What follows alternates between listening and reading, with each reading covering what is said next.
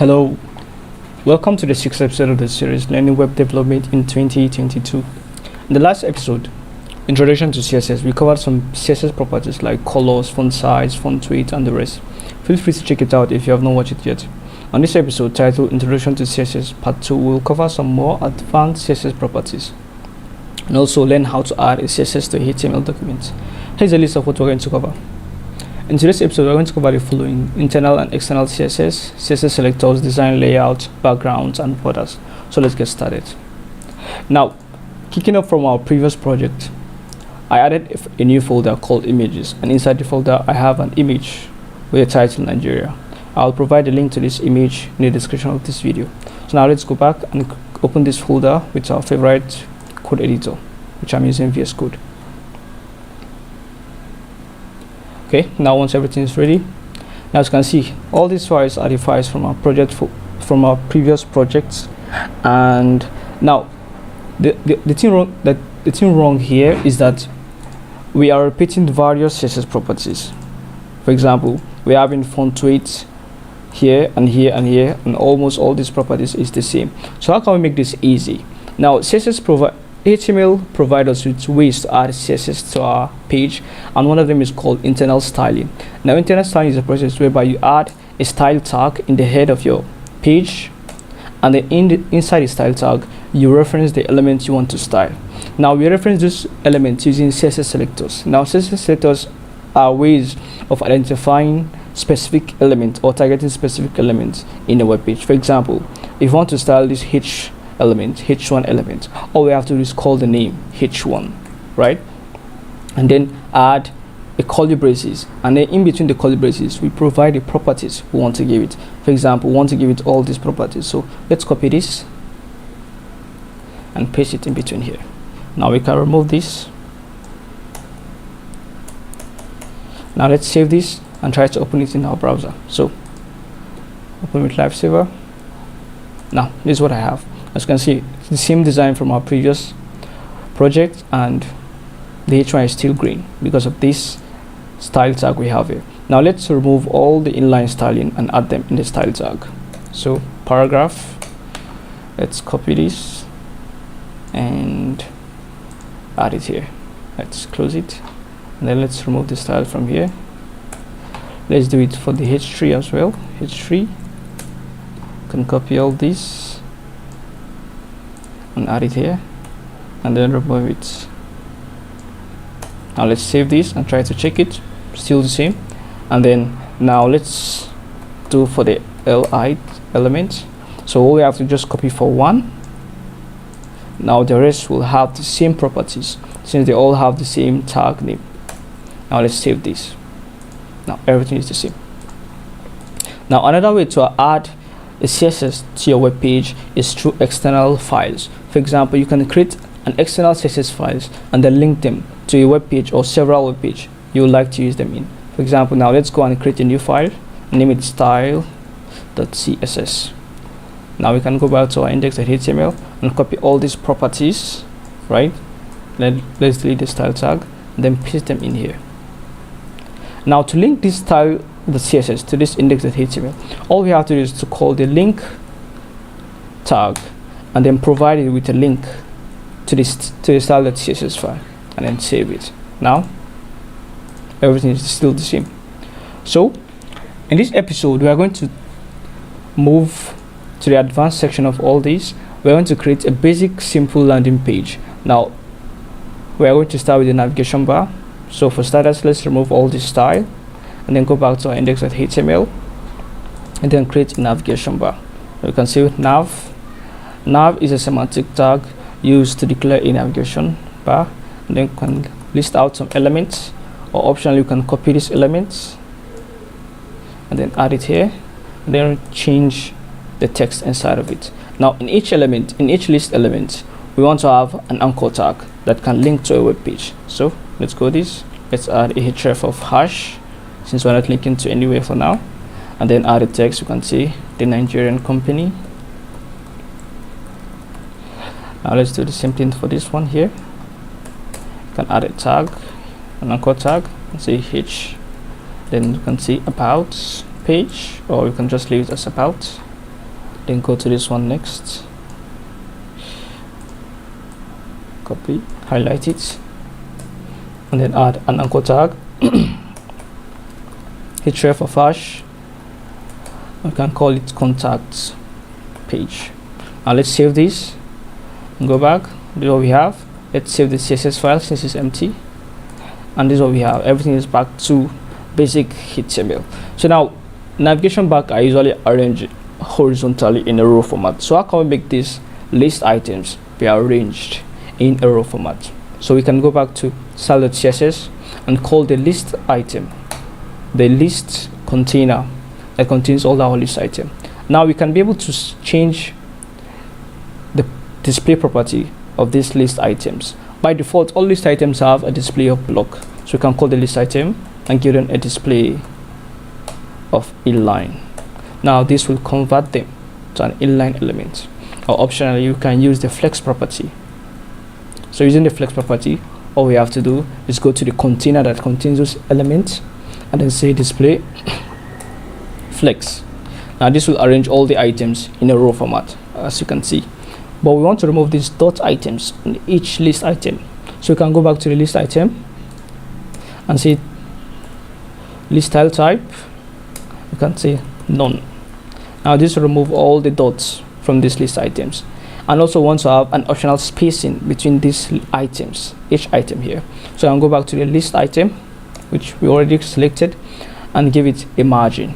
So now a margin represents a space outside an element. For example, if you give these list items a margin of 20 px, now each will have a space outside of them. And then padding also gives space, but this time inside the element. So you can say padding 20 px. This will give a space inside the element. So you see this is bigger. So we can remove the margin since we don't need it for now. We only need the padding. And optionally, we want to remove this text underline, this underline on this list item. So we can go back to, you can call the anchor tag since it is what that contains the text, and then call a text decoration property. Now this text decoration property can remove an underline or add an underline on the text element. So we can say none, which will remove the text underline. And then we can change the color of this. Let's say color, and say hash 217 A4A. Now this is a color, this is a hex value. You can Google about hex values later. Now you see all our text changed to green color, and we can increase the font size by calling the font size property and giving it a value of 20 px. Now this is what we have. And also we're going to talk about font family as well. So font family allows us to change this font style of a text. For example, we can have Arial, Helvetica. Let's save this. Now as you can see, the font style changes to Arial. Now let me explain these three values we have here. So the first value is the actual value we want. The first value is the actual font style we want, while the last two values represent the fallbacks. So fallbacks are simply the available fonts that the system will provide in case the font we actually want doesn't exist on the device. Okay, now moving on, we want to change the background color of our navigation to white. So we can go to the top and color our navigation nav and say background color white. Now this won't take effect because the entire body is white. So optionally you can add a background color to the body of our page. So you can do this by calling the body and say background color. You can give it a value of FA. And then let's go back. Now as you can see, our navigation bar is showing and the background color of the body is showing. But also we have this weird space at the top of our navigation bar. This is because the body has an initial padding and margin, which gives space between the elements and the border of the browser. So we can remove this by going to the body and say margin 0 px and padding 0 px. Now this will remove the the entire margin and padding from this. Now again, still we are having this weird space at the top. This is because of the list item. The list item also initially has a padding and margin, so you can remove this by saying margin, go into the list and say margin 0px and padding 0px. Now let's save it, go back, as you see the weird space is gone.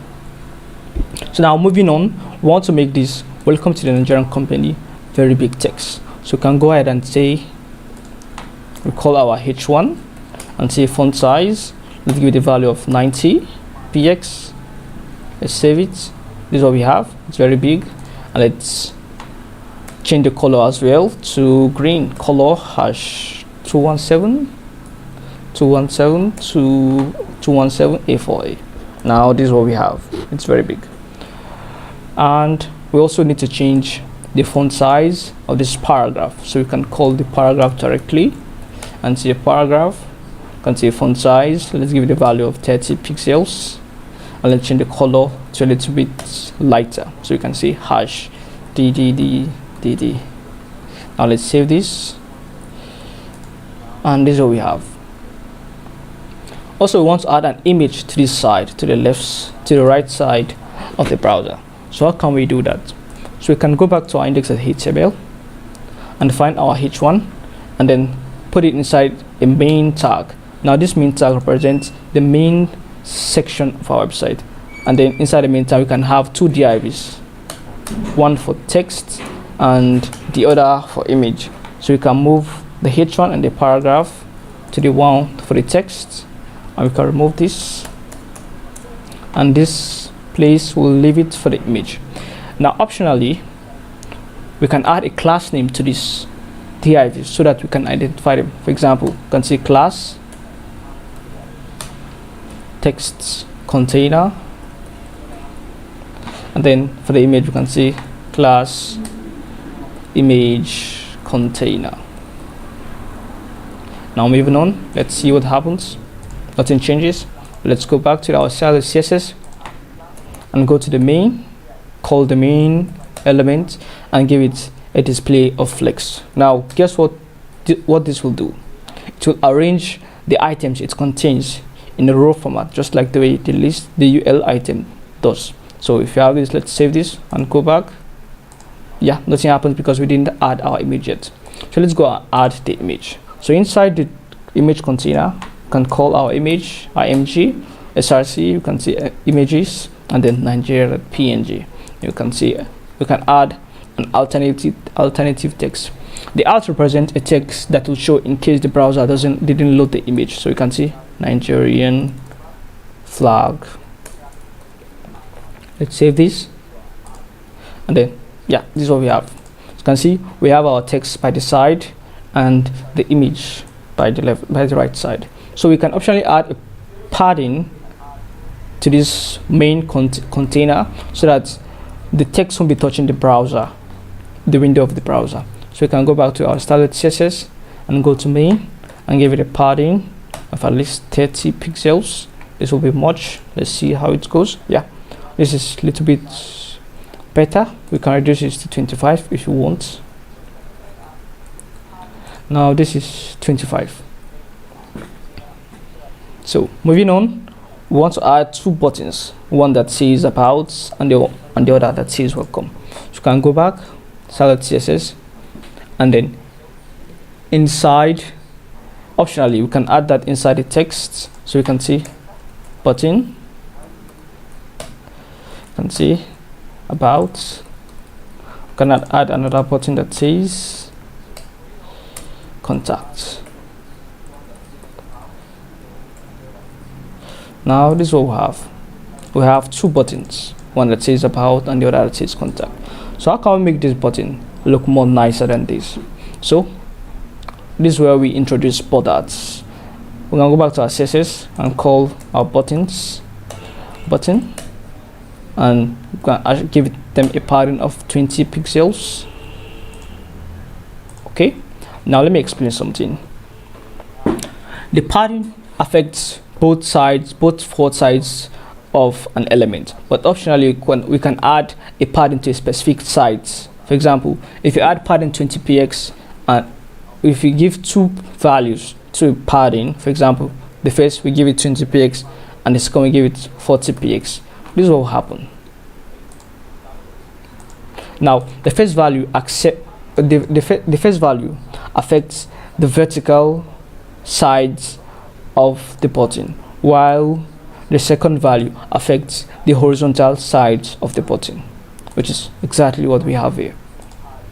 So we can change the background color of this padding.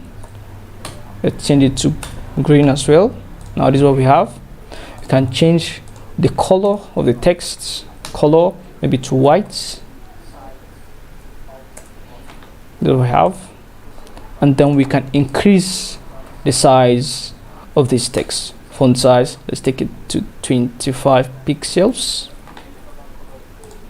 Now this is what we have. Also, you can change the font family. Now since we want each text on our website to have the same font family, you can optionally copy this font family, move it from the list from the anchor tag, and add it to the body. Now it will affect all the items, everything, every text in our page. As you can see, even including the buttons. So you can go back. Now we don't want this weird black border in our button. And how can we remove it? We can remove that using the border. So you can see border none. Now this will remove the borders. Optionally, the border has more properties. For example, if you want to change the border to white, you can see border color, you can see white. This is the border color of white, and then it has border style. It has solid or dash. Solid, this is solid, and also we have what they call border width. As the name suggests, the width of the border. You can give it a value of 10 pixels. Now this is our border. Now let's change the color to blue so that you can see it properly. Now this is our border, but we don't want any border, so rather we say border none. This will remove all the borders. So we want our button to have a nice curved edges. How can we add that? We can do that by calling the border radius property, and giving it a pixel value. For example, you can give it a value of 10 pixels. This will add a curved edges to our border.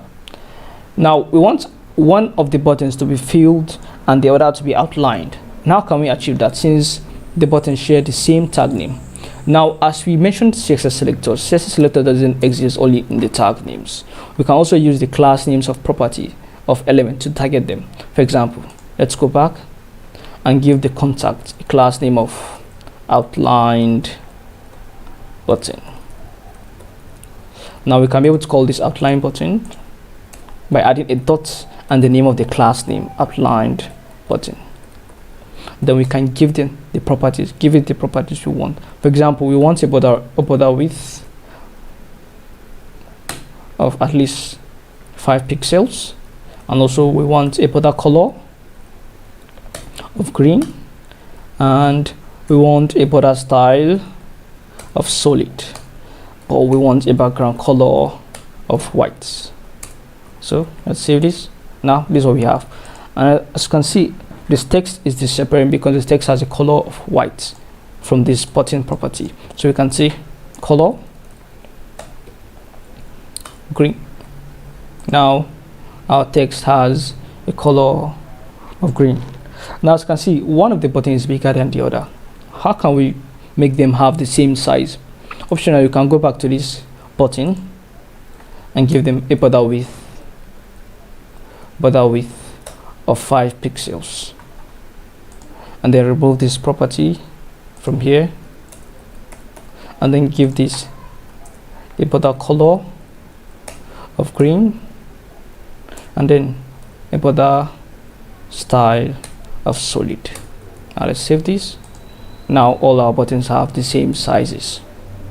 Now optionally, we can make this text occupy only half of the screen, and also this image to occupy only half of the screen. So we can do that by going back to our code and then calling the text container class item and the text, sorry, image container elements. So this represents the div for the text, which is this one, and the div for the image, which is this one. So you can give them a width of 50%, which means it will occupy 50% of its container, and this one to a width of 50%. And let's save this. Now this is what we have. Now as you can see, this doesn't look very good. We want the button to be centered inside its container, or yeah. So let's go back, and on the image container we can give it a display of flex, and then it justifies content of center. Let's go back and see. Now our image is more centered in the screen. Now